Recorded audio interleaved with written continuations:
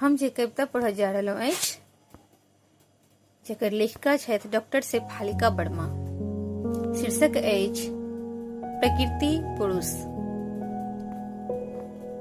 सागरक शांत लहरि देख किछ किछ होइत अछि मोन में, किसरि पहुँ नुकायल अछि सुनामी एकर अंतर मन में।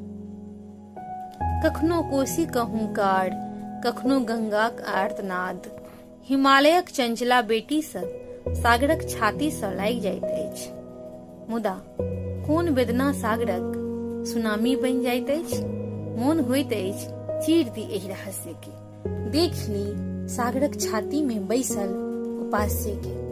किएक बेकल अछि पल पल प्रतिपल, नहि मेटैत अछि तरास जकर। की आकाश सँ मिलबाक आस एकर, आतुर अधीर की व्यर्थे रहल एकर पीर। नहि तें ककरो पियास मेटा पबैत अछि, नहि तऽ स्वयं अपन तरास बुझि पबैत अछि। युग युग सँ तटक निर्मम रेत केँ भिजाबैत अछि, मुदा किनार ओहिना निर्विकार निर्लेप रहि जाइत अछि। की ई नियति प्रकृतिक थिक। पुरुष अपना के किनार बना लैत छथि, भिजैत अछि, तीतैत अछि, किछु बाजि नहि पबैत अछि, जीवनक अर्थ खोजिते रहि जाइत छैक।